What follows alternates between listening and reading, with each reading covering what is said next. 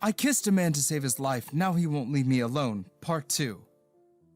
You what? I said I don't want it, he spoke in his deep voice, making my head just as dizzy as his response to my very generous offer. It wasn't the first time I had seen someone turn down money. No, scratch that. It was definitely the first time I saw someone turn down money. I blinked at the guy standing in front of me. I mean, he had to be joking, right? Or maybe he didn't properly count the zeros on the check. They were 6 for crying out loud. I cleared my throat, waving the check in the air like a fool. I don't think you understand. It's, a lot of money, like life-changing money. I said that last part slowly, like maybe his English was weak. Zhang's expression didn't change, not even a flicker, but for some reason my insides were squirming under his gaze. I could see why my cousin was so head over heels for him.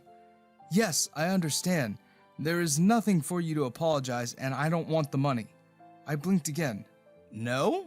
My voice cracked a little at the end. Damn it, Leo, pull yourself together. No, he repeated. His face didn't even twitch. Seriously, how could someone's face be so stoic and yet so attractive at the same time? His jawline was carved like a statue's, and the beard was perfectly trimmed, like offensively perfect. There was something about the way he stood, just tall and solid and hot. God, focus, Leo. Focus on the task. You're here for the task your brother gave you, not to stare at a guy who, oh God, why does his t-shirt fit him like that? Was he flexing? It's not like I was staring at his arms, but I wasn't not staring at them either. Okay, deep breath. I tried again, pushing the check closer to him like maybe he'd been struck blind for a second and couldn't see how many zeros there were. I really think you should reconsider, I said, trying to sound like a responsible adult who totally understood boundaries and wasn't at all losing his grip on reality in the presence of a ridiculously good-looking guy. Zhang sighed. I don't want the money, he said. His voice was deep, like really deep. It rumbled through the air, and I swear I could feel it in my chest. Not that I was feeling things. That would be weird, right? Totally weird. I coughed, trying to clear my thoughts. I get it, but even if you don't want it, my cousin Ashton would have wanted you to have it. I put on my most serious, persuasive voice. I'd convince corporate boards to give me millions with that voice. Surely I could convince one guy to take a check. Ashton cared about you a lot. He would have wanted to make sure you were taken care of. Zhang's brow furrowed. I don't need money to be taken care of. The Ashton I knew this about me, Zhang said, and then, like he hadn't just shattered all the laws of human nature, held the door for me. I stood there dumbfounded, the check still in my hand. Who is this guy? Was he some kind of ascetic monk? Did he live off sunlight and air or something? Because that was the only explanation for why anyone would reject a huge pile of cash with no strings attached. No one just says no to money. No one. Except for Zhang, apparently. I blinked a few more times and walked right out of the door. I was barely an inch out when the thud behind me told me that I had been not only rejected, but cast out of his humble little house. I was more determined than ever to make him take this check. Not because of the money itself, oh no. This had become personal. It was about my ego now. It was about making sure this stubbornly hot guy understood that good things like money don't just come around for no reason, and he shouldn't just walk away from them. Or me. With the check in my hand, I moved ahead to leave, but I couldn't help but glance back at Zhang's house one more time. Damn, he was really something else. Strong, quiet, and so ridiculously good looking, and it should have been illegal. And even though he just shot me down multiple times, I couldn't stop thinking about how he carried himself. Like he didn't need anyone. Like he didn't need me. And I couldn't help but think, maybe that's why I found him so damn attractive. About a week and a half later. What do you get a man who wants nothing? I don't know why I thought this was a great idea, but, well, I'm a genius who can solve anything and get anything he wants, so here I was, standing in front of Zhang, hands outstretched, grinning like an idiot as I held up the keys to a brand new restaurant space. Ta-da! I said, wriggling the keys in the air like they were made of solid gold, which, let's be honest, they might as well have been considering how much this place cost me. I got you a little something. Zhang stared at the keys, then back at me, his expression unreadable. His eyes flicked down to the keys, then up again, and I swore I saw his eyebrow twitch, just a tiny bit. I cleared my throat. So, it's this amazing restaurant space right in the heart of downtown. Prime real estate, state-of-the-art kitchen, and get this, a rooftop terrace with a killer view of the city. It's perfect for Ashton's diner to, upgrade. I mean, don't you think it's time for something a little more sophisticated? Zhang blinked at me once, twice. His lips pressed into a thin line, and I could practically feel the temperature in the room drop 10 degrees. I'm sorry, he said, his voice tight, but are you suggesting that I move Ashton's diner? I nodded eagerly. Yeah, I mean, don't get me wrong, your current spot is great and all, but this place, this is the future. Bigger kitchen, more seating, better location. It's got everything you need to take the diner to the next level. Zhang didn't say anything for a moment, but he just stood there staring at me like I'd grown an extra head. Then slowly he took a step closer, and suddenly I realized I might have made a terrible mistake. Ashton's diner, Zhang said carefully, like he was trying to explain something very simple to someone very stupid, is perfect where it is. I blinked, a little confused. Right, yeah, totally, but wouldn't it be even more perfect in a better location? No, he said, his voice sharper now. It wouldn't, because Ashton's diner isn't just some business I can pack up and move whenever I feel like it. I swallowed, feeling the full weight of his words. Uh-oh. He stepped even closer, and I resisted the urge to back up.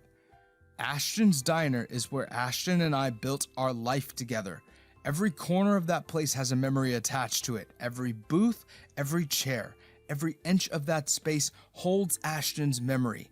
You think I can just relocate it like it's some chain restaurant? I opened my mouth to respond, but no words came out. This was not going the way I'd planned. Not at all. I held up the keys again, offering them like a peace treaty. I just thought, well, you thought wrong. Zhang's voice was ice cold now. Thanks for the offer, but I believe it's time you leave. I felt my shoulders slump in defeat. How was I supposed to know he was so attached to the old place? I sighed, slipping the keys back into my pocket. I'm sorry, I said softly, turned and left. But as I walked away, I couldn't help but glance back at the diner. Zhang loves this place, and apparently so did Ashton, huh? And honestly, I couldn't blame him. It was charming in its own weird, old-fashioned but sophisticated way, kind of like Zhang himself. I sighed. This wasn't going to be easy, was it? As I walked back, my thoughts kept wandering back to him. It wasn't like I was gaining anything in return by doing it all for him, but I had to, hadn't I? It was the last thing he ever asked from me. I still remember that phone call like it was yesterday. 8 months ago. Ashton, what's going on, man? There was silence on the other end for a moment, and then I heard Ashton's voice, low and shaky like he was trying to hold it together but failing miserably. Leo, I fucked up. Those 3 words made my heart stop. I sat up straighter, gripping the phone tighter. What do you mean? What happened? Zhang, he heard everything earlier. The truth, Ashton blurted out. I blinked, trying to process what he was saying. Wait, hold on. God, what did he say? Ashton let out a bitter laugh, the sound hollow and full of regret. Nothing, just threw me out, like I deserved. I ran a hand through my hair, leaning back against the couch as I tried to wrap my head around this. What? He kicked you out? Did he yell at you too? Tell me everything, what happened? He didn't say much, Ashton admitted, his voice quieter now. He just looked at me like I betrayed him, like I was some kind of monster, and honestly, I don't blame him. I lied to him for months, Leo. Months. I exhaled slowly, trying to stay calm for Ashton's sake. All right, but what now? What's the plan? There is no plan, Ashton said, his voice trembling. I can't go back to him, Leo, not after this. He'll never trust me again. And it's not like I can go home. Father, he'll force me to marry her again, and I can't do that. Not to her, not to myself. I closed my eyes, feeling the weight of Ashton's words settle over me. This wasn't just about Zhang. This was about everything. The family, the expectations, the future Ashton had been running from for so long. I can't ruin her life, Leo, not when I know I'm not who she needs, not when I know who I am, who I love. Ashton's voice broke a little, and I could hear the desperation in it. I love Zhang. I don't care what anyone says or thinks. I love him, and I can't... God, I just can't be the person everyone wants me to be. There was a long pause, and I could hear Ashton struggling to keep himself together. I didn't know what to say. I mean, what do you say to your cousin when he's stuck between a rock and a hard place like this? It wasn't fair. None of this was fair. Leo, Ashton said finally, and his voice was softer now, almost pleading. I need you to do something for me. Anything, I said immediately, without even thinking. Ashton took a deep breath like he was gathering the courage to say the words. If Zhang never lets me back into his life, if I can never make things right with him, I need you to keep an eye on him. Make sure he's okay. Make sure he's happy. I frowned, confused. What are you talking about? Of course he'll let you back. He loves you, man. You said so yourself. He'll come around. You just need to give him time. Ashton, listen to me. No, Leo, Ashton cut me off. You don't get it. I don't know if I'll ever get that chance. Things aren't that simple for me. I've burned too many bridges, told too many lies. I might not get a happy ending with Zhang, but I can't live with the thought of him suffering because of me. Ashton. Please, Leo, Ashton interrupted again, more forceful this time. Promise me that if I can't be there for him, you will. Promise me you'll do whatever it takes to make sure he's taken care of, that he's living a good life, happy, even if it's not with me. I hesitated. How could I promise that? How could I take on that kind of responsibility when I wasn't even sure what the future held? But then I thought about Ashton, the way he'd been struggling for years, trapped between who he was and who his father wanted him to be. He spent his whole life fighting for the right to be himself, and now he was asking me to do one tiny thing for him. How could I say no to that? I promise, I said quietly. I swallowed hard, feeling a lump forming in my throat. I'll take care of him, you have my word. And with that, the line went dead, and I never heard from him ever again. 3 days later, I headed to Ashton's diner feeling pretty good about myself. I finally found the perfect way to help Zhang without offering something so out of, his way. As I pushed open the door, I was hit by a wave of noise. The diner was packed, tables were filled with people chatting, waiters rushing around, and the smell of sizzling food filled the air. I couldn't help but grin as I stepped inside. This was exactly what I had imagined. Zhang himself was behind the counter, a slight look of panic on his face as he worked to keep up with the orders. I watched him for a moment, his sleeves rolled up, apron tied tight, and his hair a little tasseled from all the movement. He was completely in his element. I stepped up to the counter, but he didn't notice me at first, too busy plating some burgers and passing them off to one of the waiters. Hey boss, one of the waiters, Maria, I think, called out, wiping her forehead with the back of her hand. What's going on today? It's never been this packed before. Zhang looked around the room, confused but pleased. I don't know, he admitted, a small smile tugging at his lips. It's like suddenly everyone decided to show up at once. That's because they did, I chimed in, leaning against the counter with a grin. Zhang looked up, his eyes widening when he finally noticed me standing there. He blinked a couple of times before narrowing his eyes. Leo, what are you doing here? I crossed my arms, still grinning. You're welcome, I said, nodding toward the bustling diner. His brow furrowed. What are you talking about? I straightened up, puffing up my chest a little bit. This, I gestured around the room. All of this, I did it, for you. Zhang just stared at me, not comprehending. What? I sighed, realizing I'd have to spell it out for him. I did a little marketing for you, reached out to some influencers, food bloggers, and a few people I know in the city, told them all about this amazing little diner run by a brilliant chef who just happens to make the best damn food I've ever had. Zhang's jaw dropped a little, and he just blinked at me in disbelief. You did this? Yep, I said proudly. You're welcome. There was a long pause, and for a second I thought maybe I'd overstepped. I mean, Zhang was pretty independent, and I wasn't sure how he'd react to me meddling in his business, but then, slowly, a smile started to tug at the corners of his lips. He let out a soft chuckle, shaking his head. I can't believe you actually did that. Come on, I teased, leaning closer over the counter. Admit it, you're happy. Zhang bit his bottom lip, trying to suppress the smile, but he failed. He let out a small laugh, finally meeting my eyes. All right, fine, I'm happy. It's nice to see the place so busy. I felt a warmth spread through me at his words. Seeing Zhang smile like that, genuinely happy, it did something to me. I wasn't sure what, but it felt good, really good. Of course you are, I said, trying to play it cool. Who wouldn't be? This place is a gold mine, just waiting to be discovered. Zhang shook his head again, still smiling. I didn't expect this. It's kind of overwhelming. I nodded, feeling a surge of satisfaction. See? I told you I knew what I was doing. Zhang rolled his eyes, but the smile never left his face. Okay, fine, you win. Thank you, Leo, seriously. Zhang admitted, his tone softer now.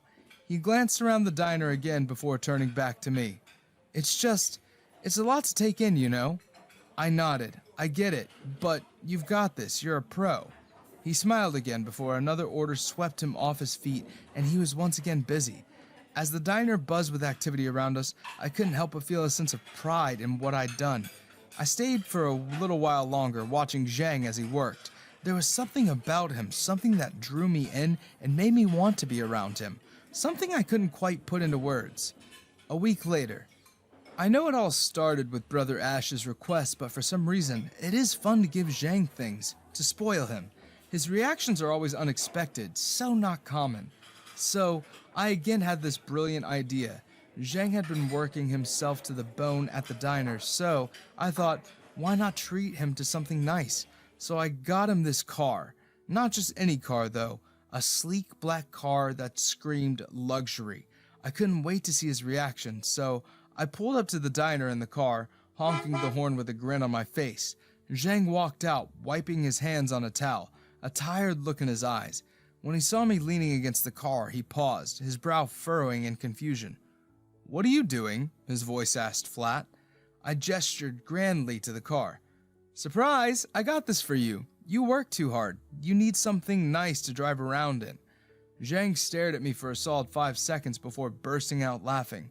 Not the reaction I was expecting. What? I asked, genuinely confused. He walked over to the car, lightly tracing a hand along the glossy surface. Leo, I don't need this. I blinked at him. What do you mean? It's a great car. He smiled, shaking his head. I know it is, but I'm fine with what I have. My old truck works just fine. But this is so much better, I insisted. Zhang met my gaze, still smiling that calm, unbothered smile of his. Maybe for you, but I'm happy with my truck. I couldn't believe it. He was turning down a luxury car? Who does that? But the thing was, it didn't bother him at all, not in the slightest. He wasn't rejecting it to prove a point. He genuinely didn't care. For some reason, that intrigued me. Zhang wasn't like anyone I'd ever met before. Most people would have jumped at the chance to have something this expensive, but not him. And damn it, it kind of made him so much more hot. The next week. Another day, another attempt at spoiling Zhang. This time, I figured I'd take him out for dinner at this high-end restaurant downtown. I pulled some strings, got us a reservation, and was feeling pretty proud of myself. I imagined us eating under dim lighting, sipping fancy wine, and maybe I'd even get Zhang to relax a little. But when I showed up at the diner to pick him up, Zhang just raised an eyebrow. You want to go where? He asked, crossing his arms. I explained the whole thing, how I'd planned this nice evening out at one of the most exclusive restaurants in the city. Surely he'd be impressed. Sit here, he said, pushing me to one of the seats. Just tell me whatever you want to eat. I'll make it for you. I stared at him dumbfounded. No doubt you are amazing, but wouldn't you rather relax and have a 5-course meal and a 5-star? He laughed, a warm sound that somehow made my chest feel light. No, Leo, I would rather you eat a home-cooked meal. You have done a lot for me, and I know I haven't always been most grateful, so let me cook for you, if you don't mind. Not at all, chef. As I waited for the food, I couldn't help but steal glances at him. I couldn't believe him. All my life, I'd been surrounded by people who were impressed by status and wealth. But Zhang, he didn't give a damn. And the weird thing was, it made me want to impress him even more. That night, we ended up eating together at his diner. It wasn't fancy, but it was the best meal I had ever had. And most importantly, Zhang seemed happy, relaxed. And as I watched him laugh and eat, I realized that seeing him like this, happy, relaxed, content, lit something up in me that I hadn't felt in a long time. A few days later, I thought maybe I'd try something smaller. No more grand gestures. This time I picked out a watch. Nothing too flashy, but elegant and classy. I figured it'd be practical and something Zhang would appreciate. He always seemed to be running late for something, so I thought a nice watch would help him out. I presented it to him one afternoon after his shift, grinning as I handed over the box.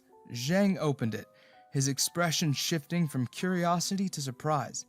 "It's a nice watch," he said slowly, looking it over. "Right?" I said, feeling a bit of pride. "Now you can keep track of time and not be late." He chuckled softly, looking at the box. "It's really nice, Leo, but I already have a watch." I blinked. "You do?" He nodded and pulled up his sleeve to reveal a simple worn leather watch. "I've had this for years. It still works great." I stared at the old thing, baffled. "But this one's so much nicer." Zhang smiled, that gentle, unbothered smile that was starting to become familiar to me. "Maybe, but this one has history. It's been with me through a lot." I didn't know what to say to that. I was so used to people being impressed by new things, expensive things, that I didn't really get it. But Zhang? He wasn't impressed by this stuff. He cared about meaning, about simplicity, and as I watched him put the watch back in its box, I realized something. I wasn't doing all of this because of Ashton anymore. Sure, I'd promised to look out for Zhang, but it'd become more than that. I liked seeing him smile. I liked that I was the one making him happy. It wasn't about money or grand gestures anymore, it was about Zhang, and that scared the hell out of me, but at the same time I couldn't stop. A month later. Over the past few weeks, we had gotten pretty close. It still wasn't as close as I secretly wished for, but it was something. By now, I was sure that I liked him, and I swear it sometimes felt like he liked me too, but he was so reserved. He had all these walls, it was hard to be sure. One day, I had invited Zhang over to my place for a quiet evening to simply hang out, as we often did. We sat on the couch with hot coffee in our hands. Zhang was quieter than usual, his brow furrowed as he stared into his cup. I could tell something was on his mind. "Hey," I said gently, placing my hand over his. "You've been awfully quiet tonight. What's up?" He looked at me, his eyes filled with a mixture of hesitation and concern. "It's nothing." "Come on, tell me." "I don't think I can do this." "Do what?" I replied, trying to hide the panic in my voice. "This. Us," he said in a tiny voice, his eyes pleading with me to understand. I took his hands in mine. "What makes you think that?" He sighed, looking down at our joined hands. "I don't want to dishonor Ashton's memory. I'm afraid that moving on or being with someone, it just feels wrong." He said the last part in barely a whisper. I felt a pang in my chest. I had hoped Zhang would see this differently. I reached out, tilting his chin up so he would look at me. "Zhang, Ashton would want you to be happy. He wouldn't want you to stay stuck in the past, especially not for his sake." Zhang's eyes met mine, still filled with doubt. "But it's just feels strange, like I'm betraying him." I shook my head, trying to make him understand. "You're not betraying anyone. You're honoring Ashton's memory by living your life fully. He wanted you to be happy. I know this better than anyone else. He would have wanted us to be happy." Zhang studied my face, searching for something. Reassurance, perhaps. I nodded firmly. Zhang's shoulders relaxed slightly, but he still seemed unsure. "I don't know if I can just forget everything. I mean, Ash became a big part of my life. And he always will be," I said softly. "But that doesn't mean you can't find happiness in the present. You're allowed to love and be loved, even after loss. It's part of healing." There was a long pause, and then Zhang's expression softened. I smiled, squeezing his hand. "I care about you, Zhang." Zhang finally relaxed on my shoulder. "I know." 3 weeks later. Things have been sweet between us. Even though I had to be back in my city, and for the past few weeks I have just been handling business affairs, it's not like I haven't enjoyed the energy of my hometown, but it's also true I couldn't stop thinking about Zhang. He'd been on my mind constantly, like a quiet hum in the back of my thoughts. No matter how busy I got, I missed him like I have never missed anything in my life. So, to escape from it all, I went to the only good other thing in my life. One day, I quickly completed my work and went to pick up my daughter, Kamiko, from her daycare. And when we went home together, she was this light in my life that made all the darkness that came from my family go away. Maybe that was one of the reasons no one in my family knew about her. Not that I needed to let them know anything since they cut me off right after Ash's death for siding with him. We came back home. I had just seated her on the cupboard near the door. She was bouncing with excitement as I helped her out with her tiny shoes, chatting about her day, and as always, her joy was contagious. We were in the middle of our conversation when she looked behind me at the door and went quiet, looking at something or someone with big, huge eyes. As I turned around to see, I froze in my place and saw Zhang standing there. He looked like someone had just knocked him numb, and he had this mixture of surprise and hurt on his face. My heart leaped in my chest, thrilled to see him, but the look on his face worried me. Before I could even say a word, his eyes flickered past me and he spotted Kimiko standing at my side, and then it hit me. Everything seemed to happen in slow motion after that. His expression shifted, the hurt deepening, and then he turned on his heel and bolted away. He was gone before I could even process what had just happened. "Zhang, wait!" I called after him, but he didn't stop. I felt panic rising in my chest. Grabbing Kimiko's hand, I told her, "Go inside, sweetheart. I'll be right back." I dashed out the door, closing it behind me, running after Zhang.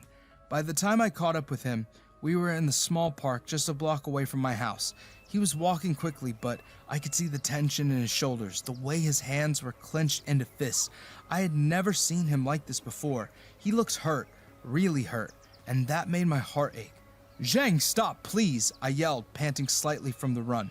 He finally stopped, but he didn't turn around. His back was stiff, and I could see why he was trying to hold himself together. I stepped closer to him, a little cautious of him. "It's not what you think," I said softly, my breath coming in quick bursts. "Please, just hear me out." Zhang finally turned to face me, his eyes blazing with anger and pain. "Then what is it? Is that not your daughter up there?" he said, his voice trembling. "Is everyone like this in your family?" "What?" "Every time I let my guard down, let you guys get close, just as I start to fall, you come out with your true faces," he said, clenching his fists. My heart ached at his words. I never expected Ash's betrayal to be still so raw in his heart. This wasn't just about Kimiko. It was about everything he had gone through with Ashton and all the walls he had built up to protect himself. I took a deep breath, trying to stay calm. "Zhang, I swear to you, it's not what you think," I said gently. "Kimiko isn't my daughter, at least not biologically." He looked at me more confused than ever. "About a year ago, let's just say stumbled across Kimiko and a few other kids being trafficked. I involved police immediately. I began watching Zhang's expression shift from anger to confusion. The other kids were returned to their parents, but Kimiko, she was an orphan. She had no one to return to, and I don't know why or what it was about her, but I took her in. I've been raising her ever since." Zhang's eyes softened, but he still looked wary. "Why didn't you tell me about her?" he asked quietly. "I should have," I admitted, my voice filled with regret. "I wanted to, but Kimiko is a sensitive kid. She doesn't do well with strangers, and I've gotten so used to keeping her world small and safe, it became a habit to not mention her to anyone, even though I never meant to hide her from you. I was going to tell you as soon as I got back." Zhang looked at me, his eyes filled with doubt and a hint of guilt. I didn't know," he said quietly. "I didn't mean to jump to conclusions." I stepped closer to him, placing a hand on his arm. "It's okay, you didn't know, but I swear, I'm not hiding anything from you." Zhang looked down at the ground, his anger melting away into something more vulnerable. "I'm sorry, I just thought you had a huge secret hidden from me too." I nodded, understanding the pain behind his words. "I don't have anything hidden from you, and it's not my place to say, but Ash hid things to protect you and a few more lives. Neither of us ever wanted to hurt you." He nodded and then looked up at me, his eyes searching mine. "I never expected to see this side of you," he said quietly. I chuckled softly, trying to lighten the mood. "What, you only expect the rich, spoiled version of me?" Zhang smiled, the tension in his face finally easing. He took a step closer to me, closing the gap between us. "No matter which side you show me, it's all the same to me," he said softly. "I'll love each side of you just the same." His words hit me like a bolt of lightning, and before I could even process them, he leaned in and kissed me. My eyes widened in shock at first, but then I couldn't help, I melted into it, my arms wrapping around him, smiling against his lips, feeling a wave of happiness wash over me. I kissed him back, pouring everything I felt into that moment, my relief, my affection, my desire to be with him, no matter what. When we finally pulled away, both of us were breathless. Zhang looked at me, his face flushed, and I could see the insincerity in his eyes. "I love you, Leo," he whispered, as if trying to convince himself that it was okay to say it. I smiled at him, brushing a strand of hair away from his face. "I love you too, Zhang, and nothing is ever going to change that." He smiled back, and for the first time, I saw the walls he had built around himself start to crumble. A year later. "Look, Daddy," Kimiko shouts, waving her wand in my direction. "I turned you into a frog." I grin at her from where I'm standing in the kitchen making breakfast. "Oh no," I say, putting on my best dramatic voice. "I'm a frog now! Ribbit, ribbit!" She bursts out laughing, delighted with herself as she runs over to Zhang. "Papa, I turned Daddy into a frog. What should we do?" Zhang looks up from his book, trying to suppress a smile. I suppose we'll have to find a way to turn him back into a human," he says thoughtfully, tapping his chin. Kimiko's eyes light up with mischief. "Maybe a kiss will do it." I raise an eyebrow from the kitchen, playing along. "Isn't that how fairy tales work? A kiss from the princess turns the frog back into a prince?" Kimiko gasps. "I'm a princess and you're the frog." She runs up to me, giggling as she gives me a quick kiss on the cheek. "Now you're a human again." I pretend to shake off the frog spell, making an exaggerated show of relief. "Phew! Thank you, Princess Kimiko. You saved me." She beams, clearly proud of herself, and skips off to continue her fairy adventures. Zhang looks over at me with a soft smile, his eyes filled with warmth. "You make a very good frog," he teases, his voice light. I chuckle and walk over to him, wiping my hands on a towel before sitting down next to him on the couch. "And you make a very good papa," I reply, nudging his shoulder gently. "We make good fathers. Together," he said, taking my hand in his thumb softly brushing my engagement ring. It's been almost a year since Zhang moved in with Kimiko and me, and honestly, I can't imagine life any other way now. Our mornings are filled with peaceful days, fun, and nights full of love, like we've all fallen into place naturally. It's like the universe knew this was how things were supposed to be. I sat beside him, putting my head on his shoulder, as he continued to play with the ring on my finger. "This reminds me, the planner would come at 2 today to discuss the decorations. How do you want it?" "However my frog likes it," he said, chuckling, kissing me. Kimiko's voice interrupts the moment, her excitement palpable as she runs back into the room.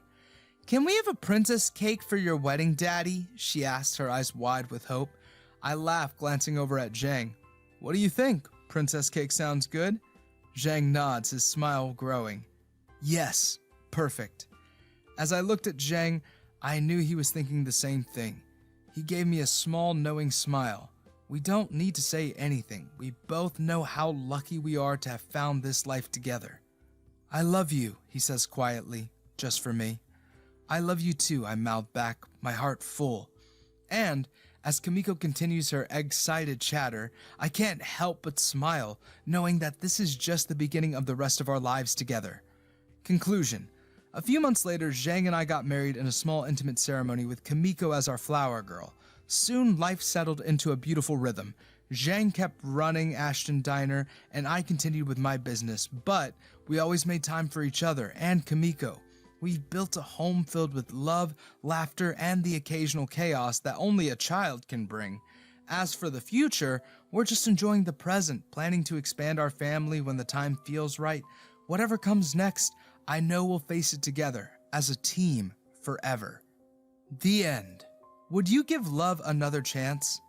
Thanks for watching. Consider subscribing to become part of our Rainbow Force, and stay wholesome.